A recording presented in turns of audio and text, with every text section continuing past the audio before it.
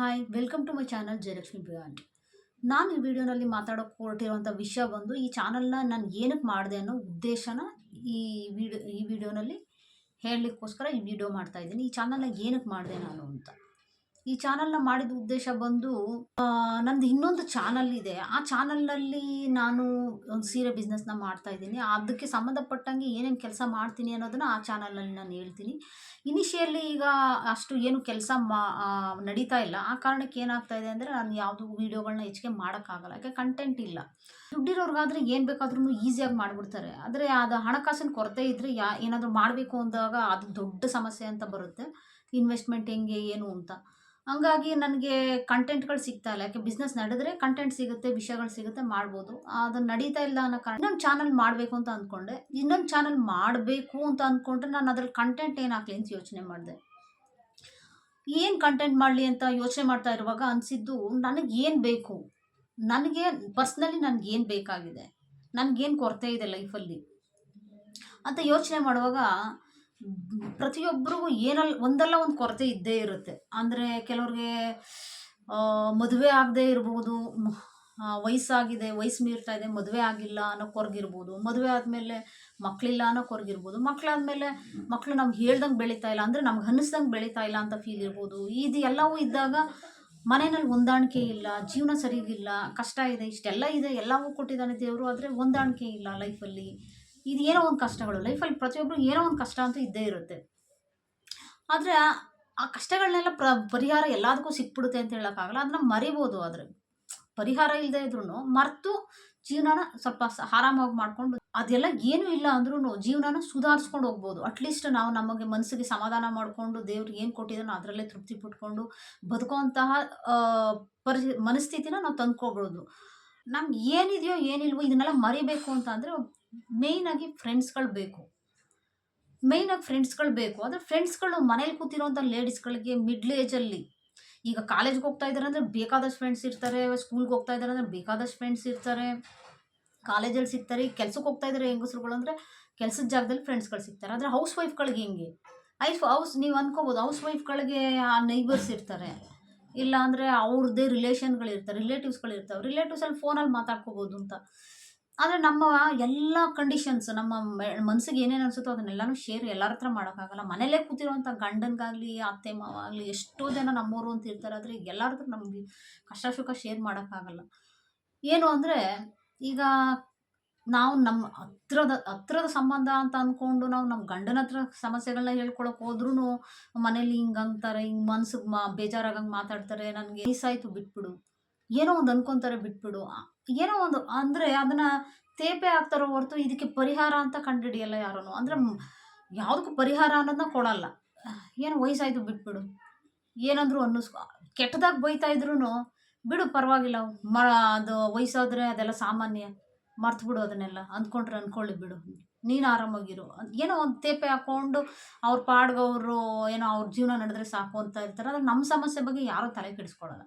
ಅವ್ರವ್ರ ಸಮಸ್ಯೆ ಏನೋ ಅವ್ರವರೇ ತಲೆ ಕೆಡಿಸ್ಕೋಬೇಕು. ಅದು ಅವ್ರ ಸಮಸ್ಯೆ, ಗಂಡಸ್ರ ಸಮಸ್ಯೆ ಏನಾಗುತ್ತೆ, ಇವರು ಮಧ್ಯದಲ್ಲಿ ಹೆಂಗೋ ಮ್ಯಾನೇಜ್ ಮಾಡ್ಕೊಂಡು ಹೋಗ್ಬಿಟ್ರೆ ಸಾಕು, ಅವ್ರ ಮನೆಯಲ್ಲಿ ಹೆಂಗೋ ಸಮಾಧಾನ ಹೋಗ್ಬಿಟ್ರೆ ಎಲ್ಲ ಸಾಕು ಅನ್ನೋದು ಅವ್ರ ಮೆಂಟಾಲಿಟಿ ಇರುತ್ತೆ.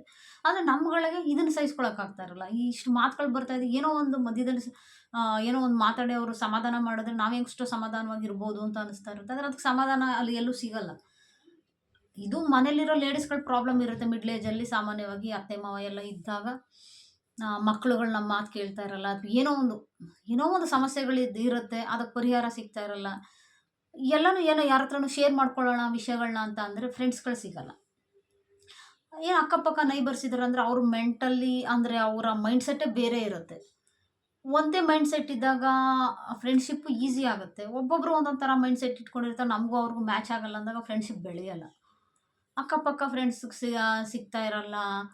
ಒಂದೊಂದು ಸಲ ಒಂದೊಂದೇ ಮನೇಲಿ, ಅಂದರೆ ಇಂಡಿವಿಜುವಲ್ ಮನೆಗಳಿರ್ತವೆ, ದೂರ ಇರ್ತವೆ, ಫ್ರೆಂಡ್ಶಿಪ್ ಬೆಳೆಯೋಕ್ಕಾಗಲ್ಲ. ಮನೆ ಬಿಟ್ಟು ಆಚೆನೂ ಹೋಗೋಕ್ಕಾಗಲ್ಲ. ಎಷ್ಟೋ ಹೆಂಗಸ್ರುಗಳು ಮನೆ ಕೆಲಸ ಅದು ಇದು ಅದರಲ್ಲೇ ಬೆಳಗಿನ ಸಂಜೆ ತನಕ ಕಾಲ ಕಳೀತಾರೆ. ಏನೋ ಸ್ವಲ್ಪ ಟೈಮ್ ಸಿಕ್ಕರೆ ಒಂದು ಮೊಬೈಲ್ ನೋಡ್ಕೊಂಡು ಟೈಮ್ ಪಾಸ್ ಮಾಡಿಬಿಡ್ತಾರೆ. ಏನೋ ಒಂದು ಗೂಗಲ್ಲೋ ಯೂಟ್ಯೂಬೋ ಅಥವಾ ಏನೋ ಸೋಷಿಯಲ್ ಮೀಡಿಯಾದಲ್ಲಿ ಏನೋ ಸ್ವಲ್ಪ ಟೈಮ್, ಒಂದು ಅರ್ಧ ಗಂಟೆ ಟೈಮ್ ನೋಡಿದ್ರೆ ಅಷ್ಟೇ. ಅದು ಬಿಟ್ಟರೆ ಬೇರೆ ಅವ್ರಿಗೆ ಹೊರಗಡೆ ಹೋಗಬೇಕು ಅಂತ ಅಂದರೆ ರಿಸ್ಕ್ ಇರುತ್ತೆ. ಎಲ್ಲನೂ ಬಿಟ್ಬಿಟ್ಟು ಈ ಟೈಮ್ಗೆ ಇದು, ಈ ಟೈಮ್ಗೆ ಅದು, ಆ ಟೈಮ್ಗೆ ಇದು ಅಂತ ಶೆಡ್ಯೂಲ್ಸ್ ಇರುತ್ತೆ.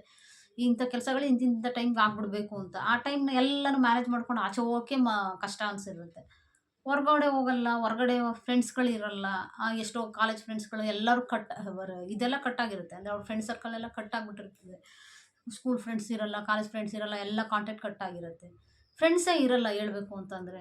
ಆವಾಗ ಮನೆ ವಿಷಯಗಳನ್ನ ನೆನೆಸ್ಕೊಂಡು ಅದೇ ದೊಡ್ಡದು ಮಾಡ್ಕೊಂಡು ತಲೆನ ಕೆಡ್ಸ್ಕೊಂಡು ಕೂತಿರ್ತಾರೆ. ಒಂದು ಏನಾದರೂ ನಮ್ಮ ವಿಷಯಗಳನ್ನ ಹೇಳ್ಬೇಕು ಯಾರತ್ತಾದ್ರೂ, ಅಥವಾ ನಮ್ಮ ಮನಸ್ಸಿಗೆ ನಮ್ಮ ಖುಷಿನ ಶೇರ್ ಮಾಡಬೇಕು ಅಂದ್ರೂ ಒಂದು ಕಿವಿ ಇಲ್ಲ. ನಮ್ಮ ಕಷ್ಟ ಶೇರ್ ಮಾಡ್ಕೋಬೇಕು ಅಂದ್ರೆ ಒಂದು ಕಿವಿ ಸಿಗ್ತಾ ಇಲ್ಲ. ನಮ್ಮ ಕಷ್ಟ ನೋಡೋಕೆ ಒಂದು ಕಣ್ಣು ಕೂಡ ಇಲ್ಲ ಮನೆಯಲ್ಲಿ.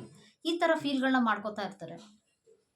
ನಂತರನೇ ಎಷ್ಟೋ ಜನ ಫ್ರೆಂಡ್ಸ್‌ಗಳು ಇಲ್ದೇನೆ, ಎಷ್ಟೋ ಜನ ಫೀಲ್ ಮಾಡ್ಕೊತಾ ಇರ್ಬೋದು.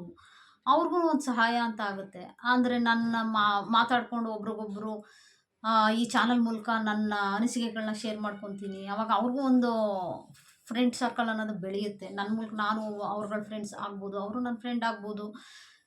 ಅಕ್ಕಪಕ್ಕ ಫ್ರೆಂಡ್ಸ್ ಇಲ್ಲ ಅಂದರೆ ಏನಂತೆ, ಮನೆಯಲ್ಲಿ ನಮ್ಮ ಮಾತು ಕೇಳ್ತಾ ಇಲ್ಲ ಅಂದರೆ ಏನಂತೆ, ಕರ್ನಾಟಕದಲ್ಲಿ ಬೇಕಾದಷ್ಟು ಜನಗಳಿದ್ದಾರೆ, ಬೇಕಾದಷ್ಟು ಲೇಡೀಸ್‌ಗಳಿದ್ದಾರೆ.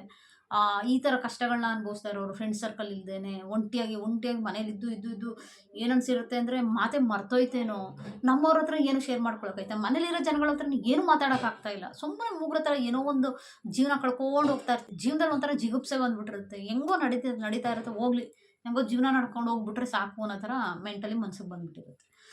ಅವ್ರುಗಳಿಗೆ ಸಮಾಧಾನ ಮಾಡಲಿಕ್ಕೆ ಏನು ಮಾಡೋದು? ಆ ಸಮಾಧಾನ ಕೊಡೋದೇ ಒಂದು ಸ್ವಲ್ಪ ಅಂದರೆ ಸೋಷಿಯಲ್ ಮೀಡಿಯಾಗಳಿಂದ ಏನೋ ಒಂದಷ್ಟು ಜನಗಳು ಯಾರೋ ಒಂದು ಫಾಲೋವರ್ಸ್ ಇರ್ತಾರೆ. ಅವ್ರನ್ನ ನೋಡೋದು, ಅವ್ರ ಮಾತುಗಳನ್ನ ಕೇಳೋದ್ರ ಮೂಲಕ ಅವ್ರ ಮನಸ್ಸಿಗೆ ಸ್ವಲ್ಪ ಸಮಾಧಾನ ಸಿಗುತ್ತೆ. ಹಾಗೆ ನನ್ನ ಒಂದು ಚಾನಲ್‌ನಿಂದ ನನ್ನ ಥರನೇ ಎಷ್ಟೋ ಜನ ಲೇಡೀಸ್‌ಗಳಿಗೆ ಸಮಾಧಾನ ಸಿಗ್ಬೋದು. ನನ್ನ ಅನಿಸಿಕೆಗಳನ್ನ ಶೇರ್ ಮಾಡ್ಕೊತೀನಿ. ಈ ಚಾನಲ್‌ನಲ್ಲಿ ಹೇಳ್ಬೇಕು ಅಂದ್ರೆ ಬರೀ ನನ್ನ ಪರ್ಸ್ನಲ್ ಮ್ಯಾಟ್ರ್‌ಗಳೇ ಇರಲ್ಲ. ನನಗನ್ನಿಸಿದ್ದು ನನ್ನ ಲೈಫಲ್ಲಿ ಏನೇನು ನಡೀತು ಅದನ್ನೆಲ್ಲ ಈ ಚಾನಲ್‌ಗಳಲ್ಲಿ ಈ ಚಾನಲಲ್ಲಿ ನಾನು ಶೇರ್ ಮಾಡ್ಕೋಬೇಕು ಅಂದ್ಕೊಂಡಿದ್ದೀನಿ. ಹಾಗೆ ಅದ್ರ ಮೂಲಕ ನಾನು ಹೆಚ್ಚಿಗೆ ಫ್ರೆಂಡ್ಸ್‌ಗಳನ್ನ ಮಾಡ್ಕೋಬೇಕು ಅನ್ಕೊತಾ ಇದ್ದೀನಿ. ನನಗೆ ಈ ಚಾನಲ್‌ನಿಂದ ಬೇಕಾಗಿರುವಂಥದ್ದು ಫ್ರೆಂಡ್ಸು. ಆ ಫ್ರೆಂಡ್ಸ್‌ಗಳನ್ನ ಬೇಕು ಅನ್ನೋ ಕಾರಣಕ್ಕೆ ಈ ಚಾನಲ್‌ನ ಮಾಡ್ಕೊಂಡಿದ್ದೀನಿ ನಾನು. ನಾನು ಹೇಳ್ಬೇಕು ಅಂದರೆ ಇಂಟ್ರೋವರ್ಟು. ಹೆಚ್ಚಿಗೆ ಜನ ಫ್ರೆಂಡ್ಸ್‌ಗಳು ಇಲ್ಲ. ಇದ್ದವ್ರೂ ಎಲ್ಲ ಕಾಂಟ್ಯಾಕ್ಟ್ ತಪ್ಪೋಗಿದೆ. ಹಂಗಾಗಿ ಈ ಚಾನಲ್ ಮೂಲಕ ನನಗೆ ಫ್ರೆಂಡ್ಸ್‌ಗಳು ಸಿಗ್ಬಹುದು. ನನ್ನ ಚಾನಲ್‌ನ ಸಬ್ಸ್ಕ್ರೈಬ್ ಮಾಡ್ಕೊಂಡು ಒಂದಷ್ಟು ಜನ ನನ್ನ ಅನಿಸಿಕೆಗಳನ್ನ ಕೇಳ್ಬೋದು, ಅಥವಾ ಅವ್ರ ಅನಿಸಿಕೆಗಳನ್ನ ಹೇಳ್ಕೊಬೋದು ನನ್ನ ಕಾಮೆಂಟ್ ಮೂಲಕ, ಅಥವಾ ಸೋಷಿಯಲ್ ಮೀಡಿಯಾದಲ್ಲಿ ನನ್ನ ಇದರಿಂದ ಅವರು ಶೇರ್ ಮಾಡ್ಕೋಬೋದು. ಹಾಗಾಗಿ ನನಗೆ ಫ್ರೆಂಡ್ಸ್‌ಗಳು ತುಂಬ ಸಿಗ್ತಾರೆ. ನನ್ನ ಅನಿಸಿಕೆಗಳನ್ನ ಇಲ್ಲಿಲ್ಲ ಅಂದ್ರೇನು, ಮನೇಲಿಲ್ಲ ಅಂದ್ರೇನು, ಕರ್ನಾಟಕದಲ್ಲಿ ತುಂಬ ಲೇಡೀಸ್‌ಗಳಿದ್ದಾರೆ. ಅವ್ರುಗಳೆಲ್ಲ ಸಪೋರ್ಟ್ ಸಿಗುತ್ತೆ ಅಂದ್ಕೊಂಡಿದ್ದೀನಿ. ಈ ವಿಡಿಯೋ ನಿಮ್ಗೆ ಇಷ್ಟ ಆಗಿದ್ದರೆ ಲೈಕ್ ಮಾಡಿ, ಕಾಮೆಂಟ್ ಮಾಡಿ, ಶೇರ್ ಮಾಡಿ. ಹಾಗೂ ಆದಷ್ಟು ಸಬ್ಸ್ಕ್ರೈಬ್ ಮಾಡ್ಕೊಂಡು ನೋಡಿ. ನಿಮ್ಮ ಸಬ್ಸ್ಕ್ರೈಬ್ ಮಾಡೋದ್ರಿಂದ ನನಗೊಂದು ಖುಷಿ ಅನ್ನೋದು ಸಿಗುತ್ತೆ. ನನಗೆ ಇಷ್ಟು ಜನ ಫ್ರೆಂಡ್ಸ್‌ಗಳಾದರು ಈ ಚಾನಲ್‌ನಲ್ಲಿ, ನನಗೆ ಇಷ್ಟು ಜನ ಫ್ರೆಂಡ್ಸ್ ಸಿಕ್ಕಿದ್ರು ಅನ್ನೋದು ನನಗೊಂದು ಖುಷಿ ಸಿಗುತ್ತೆ. ಆದಷ್ಟು ಸಬ್ಸ್ಕ್ರೈಬ್ ಮಾಡ್ಕೊಂಡು ನೋಡಿ. Thank you so much.